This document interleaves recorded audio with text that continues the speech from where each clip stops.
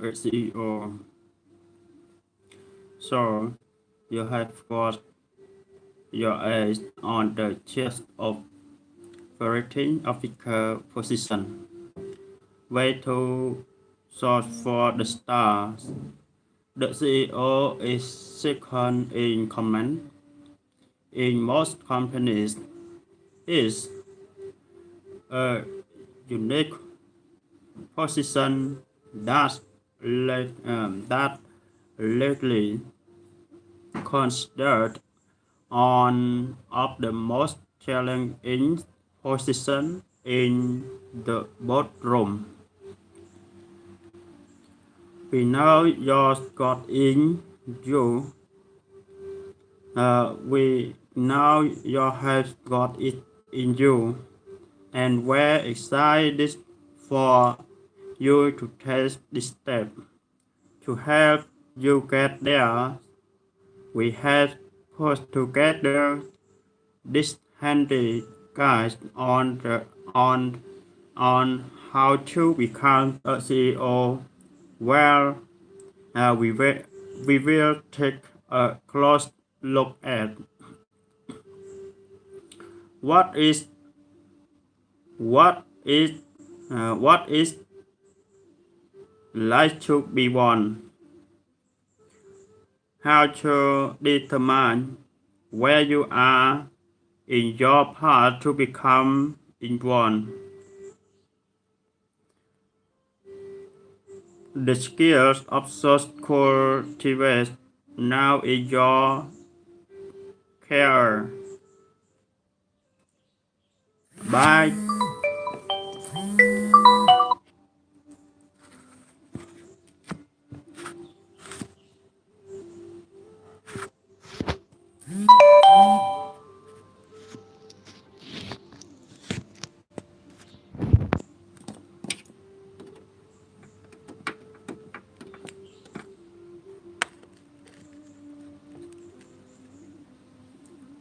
By the time you're finished, you will now excellence what you need to do next to get the second top the second top job in the boardroom. Let's go. The CEO is responsible for the daily business operations of a company. You can think of the role as something similar to a high-powered general manager. You will directly report to the CEO and play an integral role in the leadership of the organization.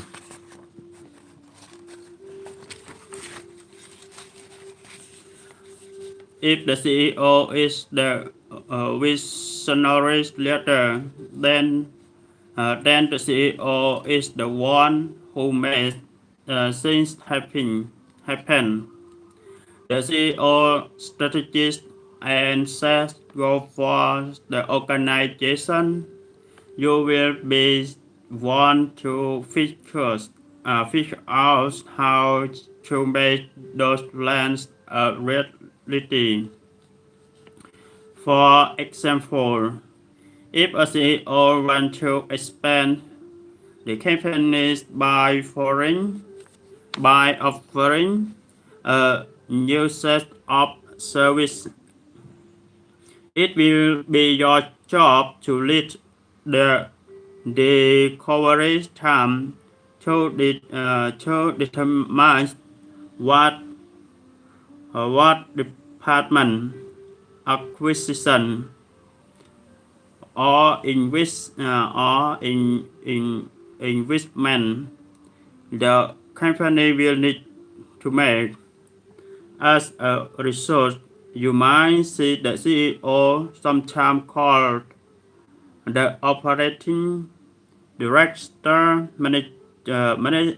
managing director, or the executive vice president of uh, presidents of operation. Whatever you title, you will be now you will be now as the one who gets things down. What qualifications should a CEO have? CEOs typically have a combination of solid education and work experience.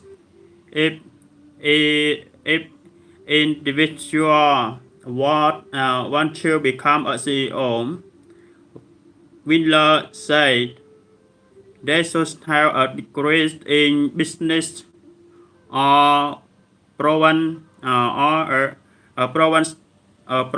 track record of successful team building.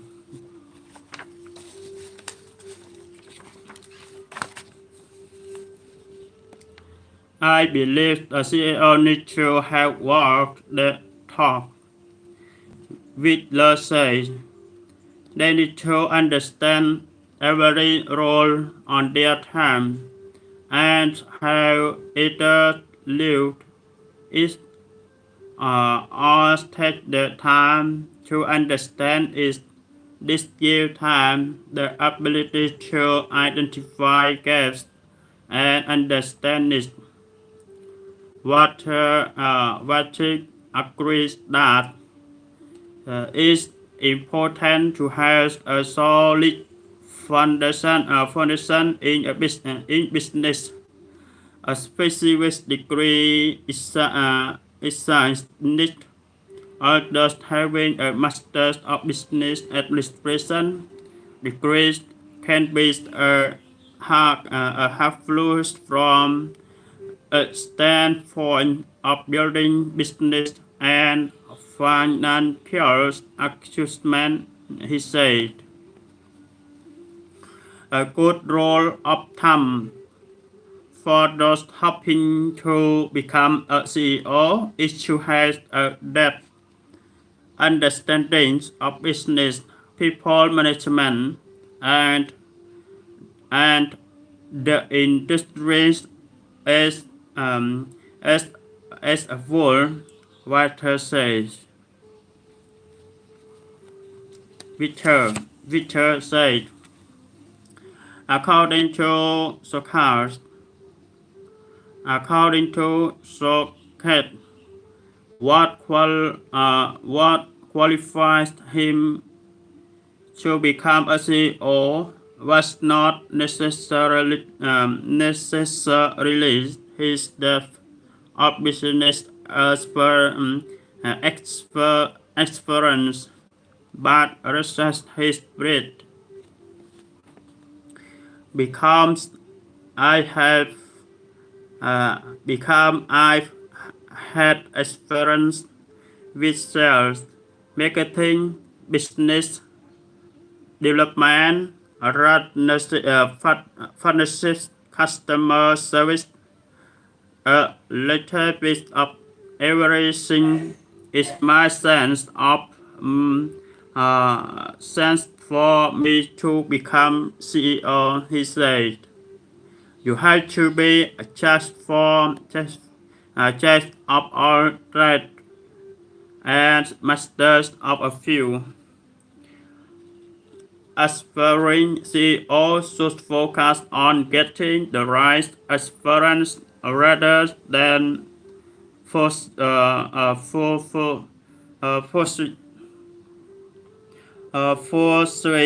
the right education. While my education was in economics, I think that previous management roles in other jobs I was previous might to be a CEO. Hayashi said, I think that people who experts to be in this role should be the hardest worker in their organization and should also take any or opportunity to learn and list whenever those opportunities are presented.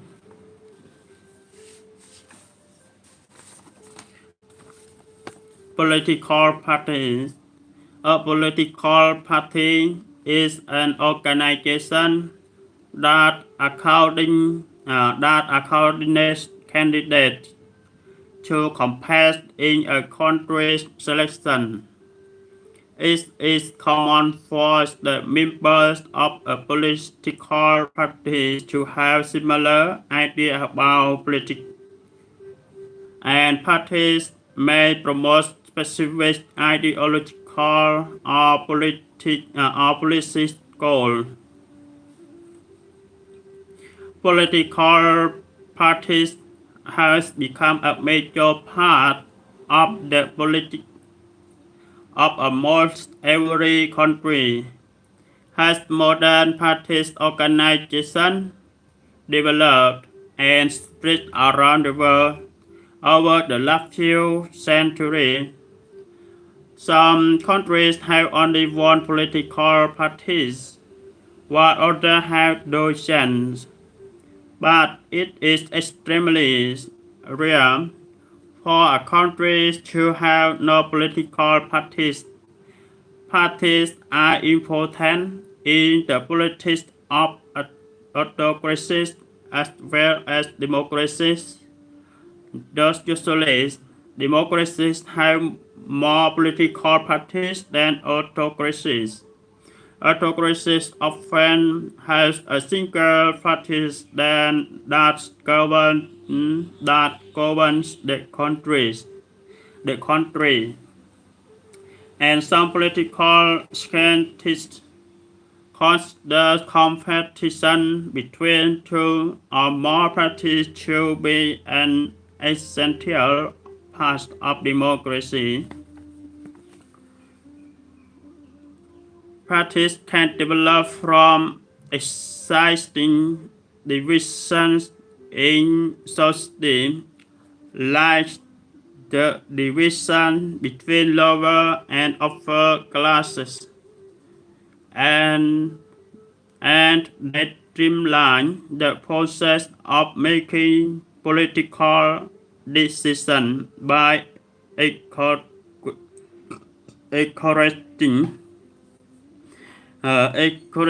their members to cooperate.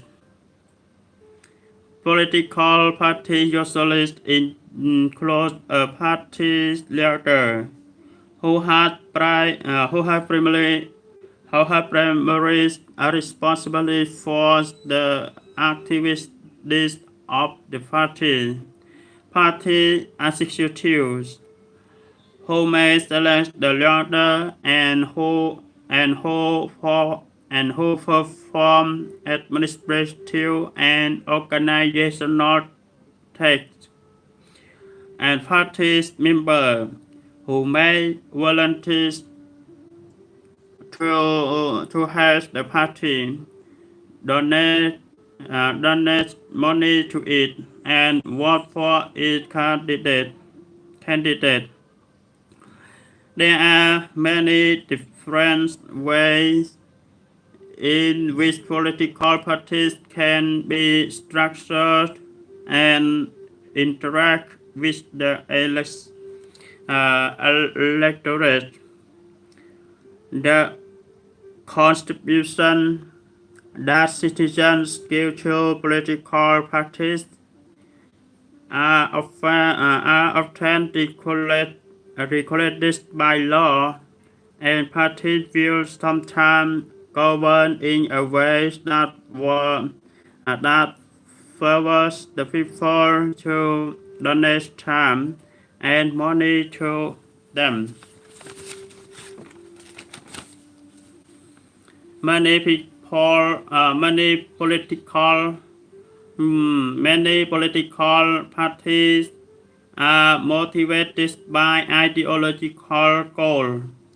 It is common for democratic selection to fierce competition between liberal, conservative, and socialist parties. Other common ideologies of very large political parties include communism,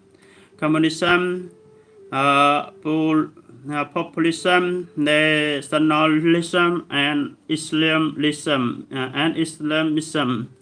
Political parties in different countries will often adopt similar colors and symbols to identify themselves with a particular ideology.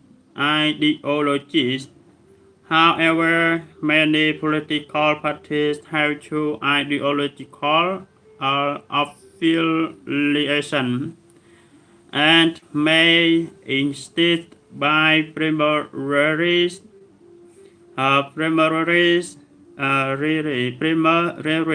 engaged in patronage, clientelism, or the advancement of a specific political entrepreneur.